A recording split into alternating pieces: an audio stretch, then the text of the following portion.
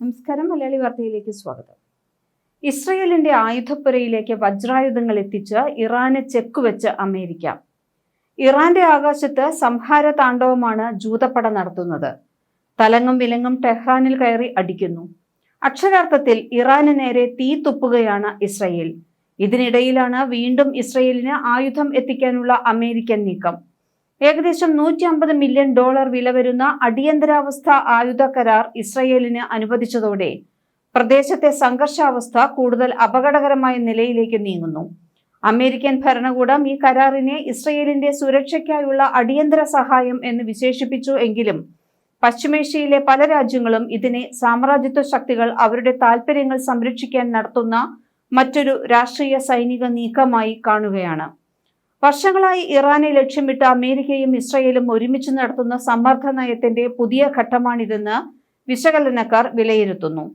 Israel America സൈനിക ബന്ധം പുതിയ കാര്യമല്ല. എന്നാൽ ഇപ്പോഴത്തെ സാഹചര്യം ഏറെ സങ്കീർണമാണ്.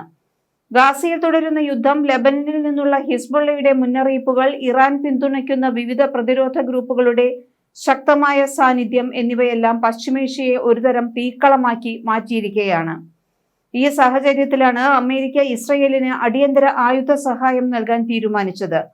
ഔദ്യോഗികമായി ഈ കരാർ പ്രതിരോധ ആവശ്യങ്ങൾക്കായി എന്നാണ് പറഞ്ഞിരിക്കുന്നത്. പക്ഷേ ഇറാനും അതിന്റെ സഖ്യകക്ഷികളും ഇത് ഒരു പ്രതിരോധ നീക്കമല്ല, മറിച്ച് ആക്രമണങ്ങൾക്ക് വഴിയൊരുക്കുന്ന ഒരു രാഷ്ട്രീയ നീക്കമാണെന്നാണ് വിലയിരുത്തുന്നത്.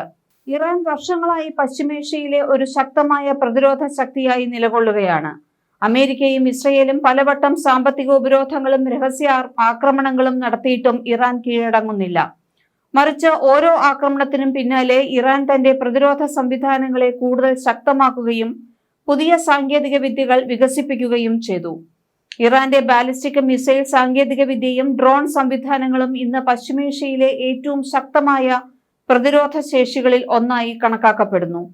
ഇറാന്റെ മിസൈൽ പരീക്ഷണങ്ങൾ തങ്ങളുടെ നെഞ്ചത്തേക്കാണെന്ന് ഇസ്രയേലിന് കൃത്യമായി അറിയാം.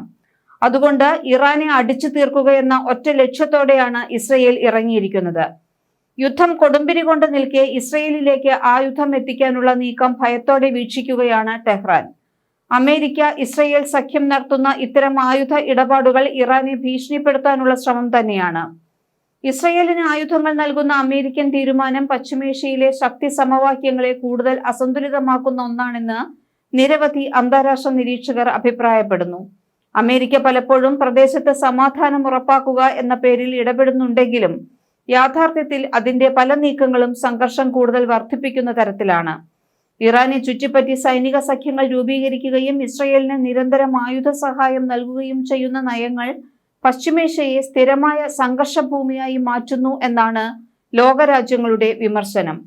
$150 മില്യൺ പുതിയ ആയുധ കരാർ ഇതോടെ ഒരു സാധാരണ സൈനിക ഇടപാട് മാത്രമല്ല, അത് പശ്ചിമേഷ്യയിലെ ശക്തി സമവാക്യങ്ങളെ ബാധിക്കുന്ന ഒരു വലിയ രാഷ്ട്രീയ സന്ദേശവുമാണ്.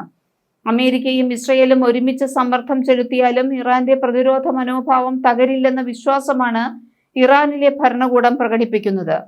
ഇപ്പോൾ പശ്ചിമേഷ്യ ഒരു നിർണായക വഴിത്തിരിവിലാണ്. ഒരു വശത്ത് അമേരിക്കയും ഇസ്രയേലും സൈനിക ശക്തി ഉപയോഗിച്ച് ഇറാനെ പൂർണ്ണമായും കീഴടക്കാൻ 18ാമത്തെ അടവാണ് പുറത്തെടുത്തിരിക്കുന്നത്. ഇതൊരു യുദ്ധമല്ല, മറിച്ച് സ്വന്തം ആത്മാഭിമാനത്തിനായുള്ള പോരാട്ടവും സാമ്രാജ്യത്വ ശക്തികൾക്കെതിരെ നടത്തുന്ന പ്രതിരോധ സമരവുമാണെന്നാണ് ഇറാൻ റവല്യൂഷണറി ഗാർഡ് വാദിച്ചത്. ഈ സാഹചര്യത്തിൽ ചെറിയൊരു പൊട്ടൽ പോലും ഇപ്പോഴത്തേതിനേക്കാൾ വലിയ ഘോര യുദ്ധത്തിലേക്ക് കാര്യങ്ങൾ കൊണ്ടെത്തിക്കും. നിരുപാധികം കീഴടങ്ങുക എന്നാണ് അമേരിക്ക ഇറാനോട് ആവശ്യപ്പെട്ടിരിക്കുന്നത്. ട്രംപിന്റെ അന്ത്യശാസനത്തിന് പുല്ലുവില പോലും ഇറാൻ കൊടുത്തിട്ടില്ല. ഒരു പൂർണ്ണ യുദ്ധത്തിലേക്ക് ഇപ്പോഴും ഇരുകൂട്ടരും കടന്നിട്ടില്ല എന്നതും നമ്മൾ മനസ്സിലാക്കണം. കരയുദ്ധത്തിന് വേണ്ടി കോപ്പുകൂട്ടുകയാണ് ഇറാൻ. ഇറാനിലേക്ക് ഒരു കരയുദ്ധം അത്ര കണ്ട് എളുപ്പമല്ല അമേരിക്കയ്ക്കും ഇസ്രയേലിനും. കാരണം ഇറാന്റെ ഭൂപ്രകൃതി അങ്ങനെയാണ്. അവിടെ വ്യോമാക്രമണമാണ് ഏറ്റവും അനുയോജ്യമെന്ന് കൃത്യമായി അറിയാവുന്നത് കൊണ്ടാണ് കരയുദ്ധത്തിൽ നിന്ന് ട്രംപ് പിന്മാറിയത്. ഈ സംഘർഷത്തിന്റെ പശ്ചാത്തലത്തിൽ ഇറാൻ എന്ന രാജ്യത്തിന്റെ ഭൗമ വിശാലതയും സൈനിക സാമ്പത്തിക പ്രാധാന്യവും വീണ്ടും ചർച്ചയാകുകയാണ്. ഏകദേശം 1.65 ദശലക്ഷം ചതുരശ്ര കിലോമീറ്റർ വിസ്തൃതിയുള്ള ഇറാൻ ലോകത്തിലെ 17ാമത്തെ വലിയ രാജ്യമാണ്. വിസ്തീർണത്തിൽ ഇത് അമേരിക്കയുടെ ഏകദേശം 1/6, ഇന്ത്യയുടെ പകുതിയോളം വലിപ്പവുമാണ്. ഇസ്രയേലിനെ അപേക്ഷിച്ച് ഇറാൻ ഏകദേശം 80 മടങ്ങ് വലുതാണ് എന്നതും ശ്രദ്ധേയമാണ്. പശ്ചിമേഷ്യയിൽ സ്ഥിതി ചെയ്യുന്ന ഈ രാജ്യം 7 രാജ്യങ്ങളുമായി കര അതിർത്തി പങ്കിടുന്നു. ഇറാഖ്, തുർക്ക്മെനിസ്ഥാൻ, അഫ്ഗാനിസ്ഥാൻ, പാകിസ്ഥാൻ, അസർബൈജാൻ, തുർക്കി, അർമേനിയ എന്നിവയാണ് അയൽ രാജ്യങ്ങൾ. ഇത്രയും വലിയ ഭൗമ വിശാലതയും ഭൂപ്രാധാന്യവും ഉള്ളതിനാൽ തന്നെ ഇറാനെതിരെ നടക്കുന്ന യുദ്ധം പ്രദേശത്തിന്റെ മുഴുവൻ സുരക്ഷാ സമവാക്യത്തെയും ബാധിക്കുന്നതാണ്. ജനസംഖ്യയുടെ കാര്യത്തിലും ഇറാൻ വലിയ രാഷ്ട്രമാണ്. ഏകദേശം 92 ദശലക്ഷം ആളുകളാണ് രാജ്യത്ത് താമസിക്കുന്നത്. അമേരിക്കയിലെ ഏകദേശം 350 ദശലക്ഷം ജനസംഖ്യയുമായി താരതമ്യം ചെയ്യുമ്പോൾ ഇത് ഏകദേശം 4-1 വരും. ഇറാനിലെ ഭൂരിഭാഗം ജനങ്ങളും രാജ്യത്തിന്റെ പടിഞ്ഞാറൻ ഭാഗത്താണ് താമസിക്കുന്നത്. ഇറാൻ തലസ്ഥാനമായ ടെഹ്റാനിൽ ഏകദേശം 9.6 ദശലക്ഷം ആളുകൾ താമസിക്കുന്ന വലിയ നഗരമാണ്. സാമ്പത്തിക, രാഷ്ട്രീയ, സാംസ്കാരിക കേന്ദ്രമായ ടെഹ്റാൻ ഇറാന്റെ ഹൃദയമായി കണക്കാക്കപ്പെടുന്നു. വടക്കു കിഴക്കൻ ഭാഗത്തുള്ള മഷദ് രാജ്യത്തിലെ 2ാമത്തെ വലിയ നഗരമാണ്. ഏകദേശം 3.4 ദശലക്ഷം ആളുകൾ ഇവിടെ താമസിക്കുന്നു. ലോകമെമ്പാടുമുള്ള മുസ്ലിം തീർത്ഥാടകരെ ആകർഷിക്കുന്ന മാംറിസ ദേവാലയം ഇവിടെ സ്ഥിതി ചെയ്യുന്നു. 3ാമത്തെ വലിയ നഗരമായ ഇസ്ഫഹാൻ ചരിത്രപരമായും വ്യവസായപരമായും വലിയ പ്രാധാന്യമുള്ള നഗരമാണ്. ഏകദേശം 2.3 ദശലക്ഷം ആളുകൾ ഇവിടെ താമസിക്കുന്നു. ഒരു കാലത്ത് സഫാവിദ് സാമ്രാജ്യത്തിന്റെ തലസ്ഥാനമായിരുന്ന ഈ നഗരം ഇന്ന് വിദ്യാഭ്യാസവും വ്യവസായവും ഉൾപ്പെടെയുള്ള വിവിധ മേഖലകളിൽ പ്രധാന കേന്ദ്രമായി മാറിയിട്ടുമുണ്ട്. ഇറാന്റെ സാമ്പത്തിക ശക്തിയിലും പ്രകൃതി വിഭവങ്ങൾ വലിയ പങ്ക് വഹിക്കുന്നു. ലോകത്തിലെ പ്രധാന എണ്ണവാതക സമ്പന്ന രാജ്യങ്ങളിലൊന്നായ ഇറാൻ ആഗോള എണ്ണ ഉൽപാദനത്തിൽ 9ാം സ്ഥാനത്തും പ്രകൃതിവാതക ഉൽപാദനത്തിൽ 3ാം സ്ഥാനത്തുമാണ്. ഏകദേശം $375 ബില്യൺ രാജ്യത്തിന്റെ മൊത്ത ആഭ്യന്തര ഉൽപാദനം.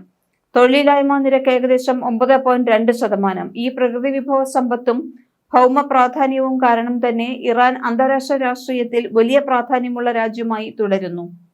ന്യൂസ് ഡെസ്ക് മലയാളി വാർത്ത.